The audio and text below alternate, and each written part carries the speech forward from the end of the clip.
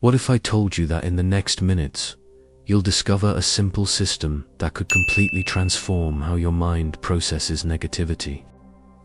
What if the fifth habit I'm about to reveal could be so powerful that it literally rewires your brain's default response to stress, criticism, and life's inevitable challenges? But here's the thing, most people get this completely backwards. They think mental resilience is about being tough, about pushing through, about ignoring the negative. That's not just wrong, it's dangerous. I'm going to show you 5 habits that work in a specific sequence.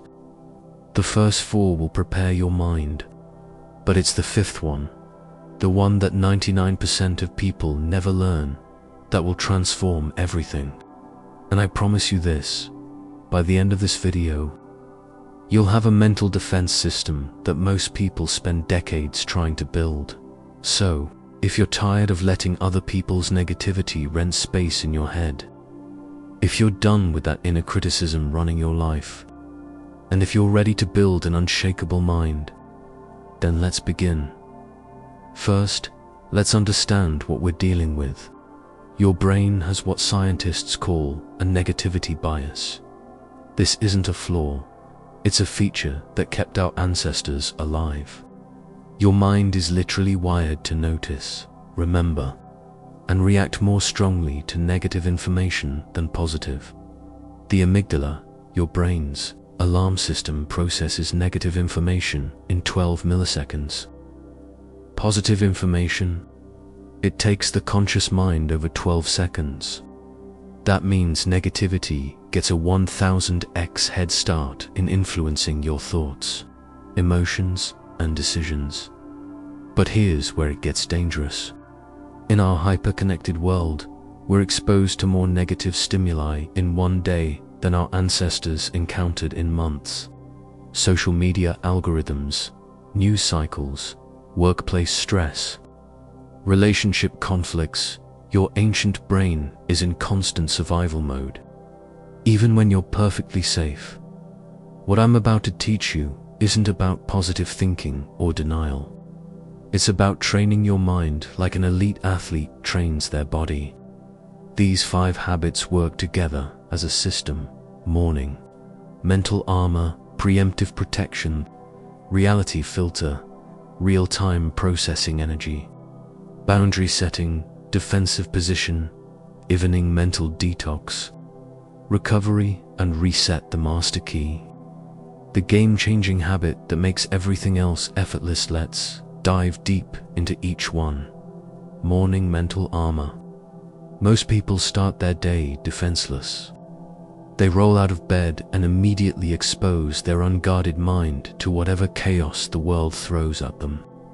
News, notifications, social media, work emails, family drama. It's like walking into a battlefield wearing pajamas. Morning mental armor is about creating an intentional buffer between sleep and the world's demands. It's your daily mental preparation ritual that primes your mind for resilience before negativity has a chance to take hold. Neuroscientist Dr. Rick Hanson's research shows that the first hour after waking is when your brain is most neuroplastic, most open to creating new neural pathways. This is your golden window for mental programming. During this time, your brainwaves are transitioning from theta deep relaxation to alpha calm alertness. This state makes your subconscious mind incredibly receptive to positive programming. Miss this window, and you're fighting an uphill battle all day. The gratitude fortress before your feet hit the floor. Before you check your phone, before you think about your to-do list, you're going to build a fortress of gratitude in your mind. Here's the specific technique. List 3 things you're grateful for, but here's the key. You must feel the emotion, not just think the thoughts. Spend 30 to 60 seconds on each item, really experiencing the appreciation. Why this works? Gratitude activates the parasympathetic nervous system, flooding your brain with GABA, dopamine and serotonin, your natural antidepressants and anxiety reducers. This isn't about creating a to-do list. This is about deciding who you want to be today. Ask yourself, what kind of energy do I want to embody? How do I want to respond to challenges? What values will guide my decisions? Write down 2 to 3 intention statements. Today, I choose calm over chaos. Today, I respond from wisdom, not emotion. Today, I protect my energy like a precious resource. Mental rehearsal: elite athletes visualize their performance before competition. You're going to visualize your emotional performance before your day begins. Close your eyes and mentally walk through your day. See potential stress points, difficult people, challenging situations. But here's the key. Visualize yourself responding with calm, confidence, and wisdom. See yourself maintaining your center no matter what happens. This creates what psychologists call implementation. Intentions, pre-programmed responses that activate automatically under stress. Physical activation: your mind and body are one system. Physical activation sends signals to your brain that you're strong, capable, and ready for challenge. This doesn't have to be a full workout. It could be 50 jumping jacks and 20 push-ups a 10-minute walk while practicing deep breathing 5 minutes of yoga or shower therapy. For key is elevating your heart rate and creating a sense of physical vitality that carries into your mental state. Advanced techniques for busy people can't do 25 minutes. Here's the 5-minute version. 1 minute gratitude, 1 minute intention, 1 minute visualization, 2 minutes physical movement. It's not ideal, but it's infinitely better than nothing. Troubleshooting common problems. I'm not a morning person. Start with just gratitude for 1 week. I forget to do it. Put your phone in another room and place a note by your bed. It feels forced. That's normal. Authenticity comes with practice. The 30-day challenge. I challenge you to do this for 30 days and track how you feel. Rate your daily stress levels, energy, and overall mood. The data will speak for itself. The problem with unfiltered input: your mind is like a computer, and throughout the day, you're constantly downloading information.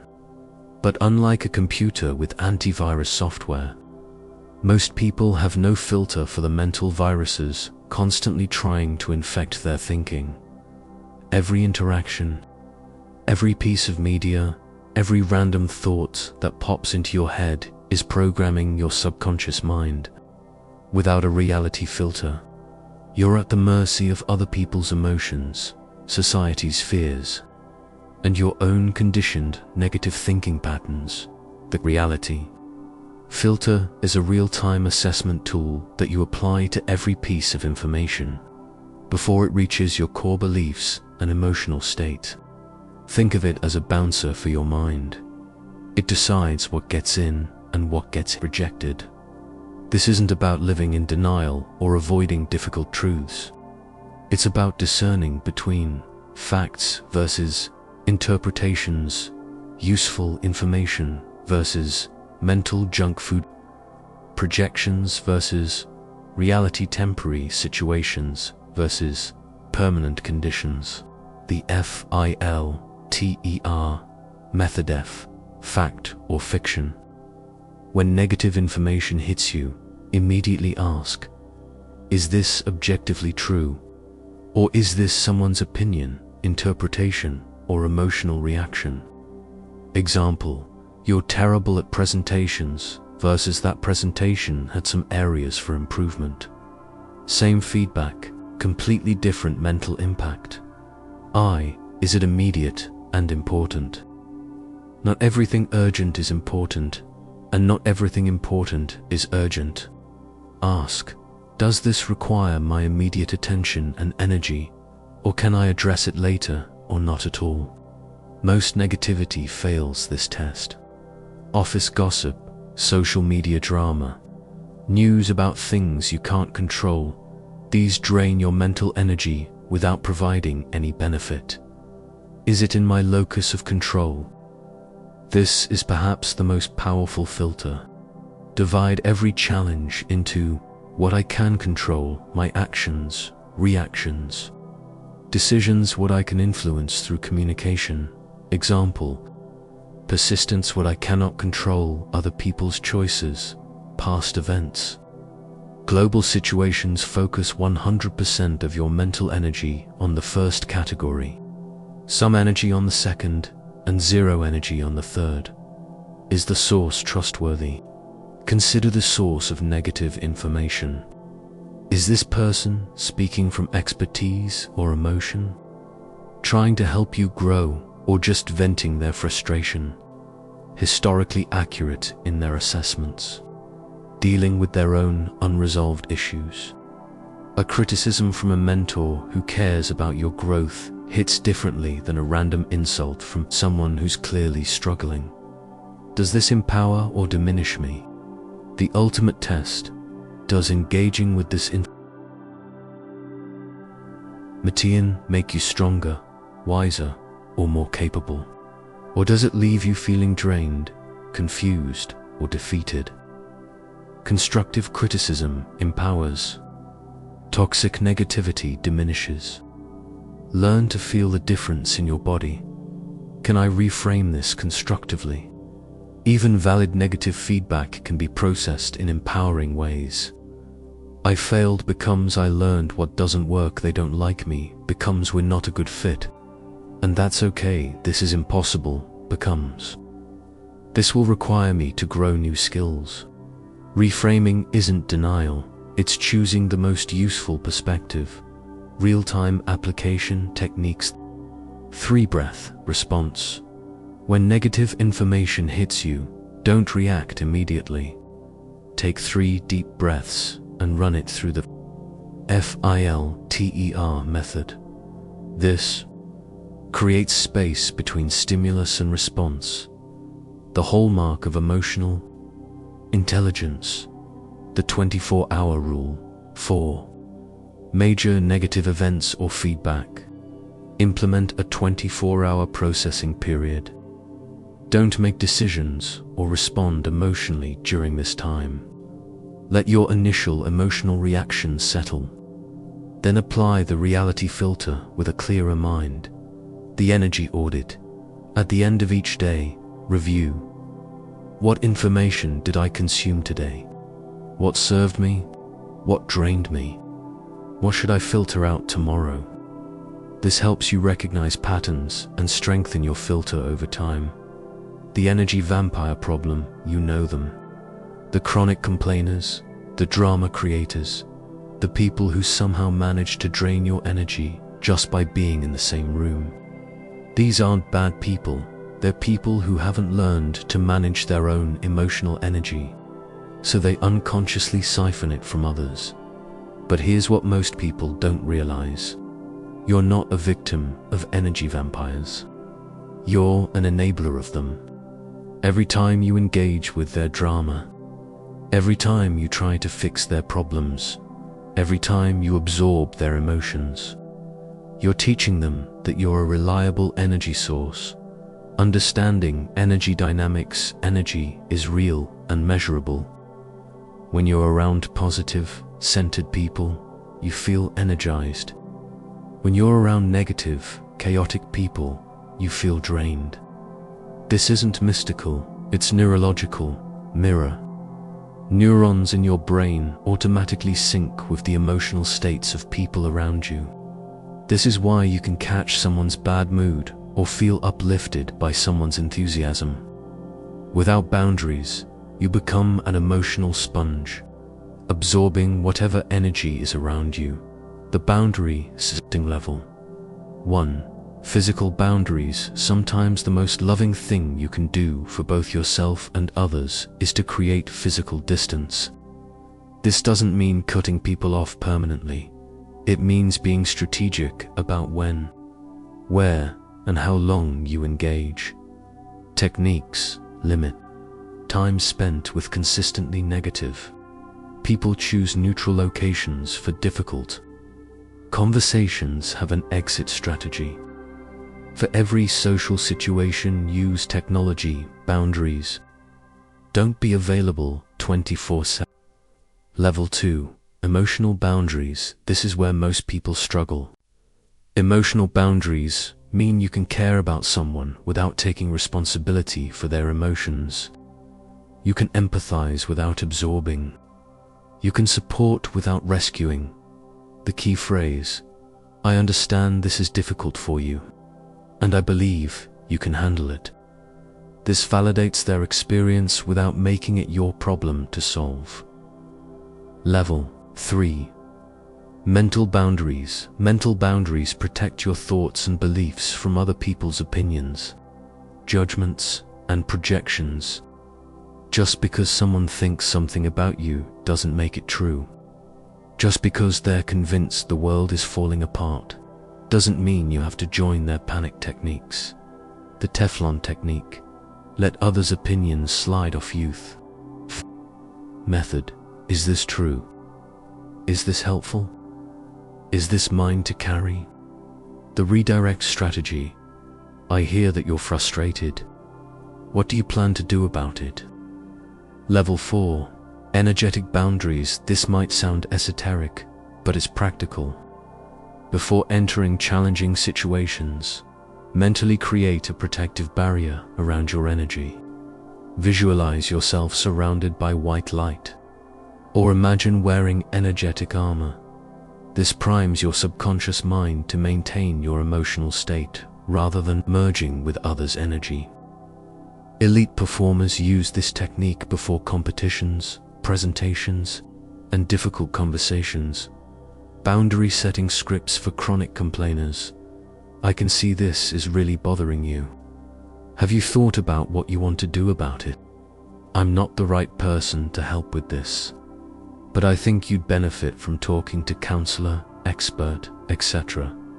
I care about you, and I notice we always end up talking about problems. Can we try focusing on solutions or positive topics today? For drama creators, this sounds like something you and other person need. To work out directly, I prefer not to get involved in conflicts between other people. I trust that you can handle this situation. For energy drainers, I've got about 10 minutes to chat. Then I need to focus on my work. I'm taking a break from heavy conversations today. Can we talk about something lighter? I'm not in a space to offer advice right now, but I hope you find clarity, the importance of mental hygiene. You wouldn't go to bed without brushing your teeth or washing your face, but most people go to sleep without cleaning their mental and emotional state. They carry the stress, worries, and negative experiences of the day directly into their subconscious mind. During sleep, your brain processes and consolidates the day's experiences. Whatever is most emotionally charged gets prioritized for long-term storage. If you go to bed stressed, worried, or angry, you're literally programming your subconscious with negativity. The evening mental detox is your daily reset button. It cleanses your mental state, processes the day's experiences constructively, and prepares your mind for restorative sleep and positive dreams. The neuroscience of sleep and memory during REM sleep. Your brain replays the day's experiences up to 10,000 times, deciding what to keep, what to discard, and how to file everything away.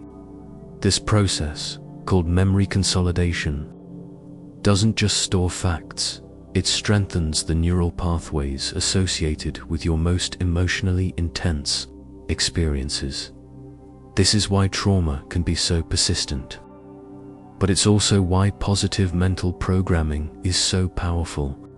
By intentionally focusing on growth, gratitude, and positive outcomes before sleep, you bias your brain toward building resilience and optimism. The DETOX Protocol D. Download the day, 10 minutes, get everything out of your head and onto paper. This isn't journaling, this is mental dumping. Write down what went well today. What was challenging? What am I worried about? What decisions do I need to make? What am I grateful for? Don't edit, don't analyze, just download. This signals to your brain that it can stop holding on to these thoughts and running mental loops. Evaluate and extract lessons. 10 minutes now. Review what you wrote and extract the learning. What did I handle well today that I can replicate? What would I do differently next time? What patterns am I noticing in my reactions? What growth opportunities did today present? This transforms experiences into wisdom, turning even negative events into valuable data for future success. Transform worries into actions. 10 minutes worry is just problem solving without the solution part. For each concern you wrote down, ask, is this something I can take action on tomorrow? If yes, what's the next step I can take? If no, how can I accept or release this? Write down specific actions for tomorrow or specific reasons why this worry doesn't deserve your mental energy. Optimize tomorrow's success. 10-minute success isn't accidental, it's designed the night before. Plan tomorrow with intention. What are my top 3 priorities? What challenges might arise and how will I handle them? What success will I celebrate tomorrow night? Who do I want to be tomorrow? This primes your subconscious mind to notice opportunities and make decisions aligned with your intentions. Exit the day with gratitude. 10 minutes end with gratitude, but make it specific and emotional. 3 specific things that went well today. 1 person who made a positive impact on your day. 1 way you grew or improved. Today 1 thing about tomorrow you're looking forward to feel the appreciation. Don't just think it. This programs your subconscious with positive emotions as you drift off to sleep. Advanced detox techniques. The forgiveness practice. Once a week. Include forgiveness in your detox. Forgiving others who may have hurt you, and forgiving yourself for mistakes or shortcomings. Resentment is like drinking poison and expecting others to get sick. Release it for your own freedom. The visualization cleanse. Imagine all the negative energy of the day as dark smoke, leaving your body with each exhale. Visualize bright, healing light filling the spaces where that negativity used to be. This might sound silly, but your subconscious responds powerfully to imagery. The completion ritual. Create a physical gesture that signals the end of your day. Closing your journal. Turning off a special lamp. Saying a specific phrase. This ritual tells your brain it's time to transition from processing to resting, the ultimate defense. Against negativity, everything we've covered so far: morning mental armor, reality filter, energy boundaries, evening detox. These are all powerful tools. But they're external techniques. They require you to remember to use them, to apply effort, to be disciplined. The master key is different. It's not a technique you apply. It's a transformation of who you are at your core. It's what I call identity armor, and it makes you virtually immune to negativity because it changes how you see yourself in relation to life's challenges. Here's the profound truth most people never learn. Negativity only affects you when it conflicts with your identity. When you know who you are at the deepest level, when you're unshakable in your core identity, other people's opinions, life's setbacks, and external circumstances lose their power to disturb your peace. The science of identity and resilience. Psychologist Dr. James Clear's research on identity-based habits reveals something fascinating. People who change their identity first find behavior change effortless. But here's what he didn't emphasize. People with strong, positive identities are naturally resistant to negativity. When someone insults a person who identifies as someone who speaks kindly, the insult doesn't land because it's incompatible with their self-concept. When a setback happens to someone who identifies as someone who grows through challenges, they automatically look for the lesson instead of dwelling on the problem. Your identity acts as a filter for all incoming information. Information that aligns with your identity gets accepted and reinforced. Information that conflicts gets rejected or This is why identity change is so powerful. It happens automatically. Below the level of conscious effort. Building your identity. Armor Step 1. Identity audit. Most people have unconscious identities built from childhood experiences, past failures, and other people's labels. You need to consciously audit your current identity. How do you complete the sentence, I am someone who... single quotes. What stories do you tell about yourself repeatedly? How do you introduce yourself beyond your job title? What do you believe about your capabilities, worth, and potential? Step 2. Design your ideal identity now consciously. Design who you want to be. I am someone who stays calm under pressure. I am someone who sees opportunities in every challenge. I am someone who grows stronger through adversity. I am someone who radiates positive energy. I am someone who makes wise decisions. Aren't affirmations. These are identity declarations that guide your behavior. Step 3. Evidence.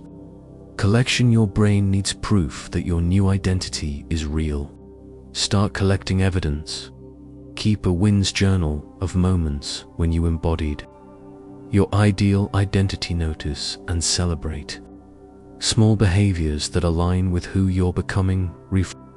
Past experiences as evidence of your strength and growth. Look for role models who embody the identity you're building. The more evidence you collect, the more real your new identity becomes. Step 4. Identity integration. Make your new identity visible and consistent. Change your environment to reflect your identity. Books, quotes, images. Speak about yourself in identity consistent ways. Make decisions from your new identity, not your old patterns. Surround yourself with people who see and reinforce your growth. Your identity is reinforced through consistency across all areas of life. The automatic protection effect. Once your identity armor is in place, something magical happens. You become automatically protected against negativity without effort. Here's how it works in real situations. Criticism. Instead of feeling attacked, you think I'm someone who learns from feedback and automatically look for the useful information while discarding the emotional charge. Setbacks. Instead of feeling defeated, you think I'm someone who grows through challenges and automatically start looking for the lesson and next steps. Toxic people. Instead of absorbing their energy, you think I'm someone who maintains my center regardless of others. Chaos and automatically create emotional distance. Stressful situations. Instead of panicking, you think I'm someone who stays calm under pressure and automatically access your coping resources. This isn't positive thinking. This is identity-based automatic response. The protection happens effortlessly because it's who you are, not what you do. We've covered a lot of ground in these 2 hours, but let me leave you with this. Everything I've shared with you means nothing unless you implement it. Knowledge without action is just entertainment. Start with the habit that resonates most with you. Maybe it's the morning mental armor that excites you. Or perhaps the identity armor concept has shifted something deep inside you. Pick one habit and commit to it for 30 days. But here's my challenge. For you, don't just implement these habits for yourself. Become someone who models mental resilience for others. In a world immersed in negativity, people desperately need examples of what's possible when you take control of your mental environment. The ripple effect. Your transformation doesn't just change your life, it gives others permission to change theirs. Your calm in the chaos, your growth amid adversity, your ability to maintain joy despite circumstances, of these become beacons of hope for everyone around you. Final thoughts. Remember, you are not a victim of negativity. You are not at the mercy of others' emotions or life's circumstances. You have the power to create an unshakable mind, starting today. Your mind is the most valuable asset you possess. Protect it, cultivate it, and design it intentionally. The world needs more people who refuse to be dragged down by negativity and instead uplift others with their presence. Thank you for investing these minutes in your mental transformation. Now go build that unshakable mind you deserve. Thank you very much, and until the next video,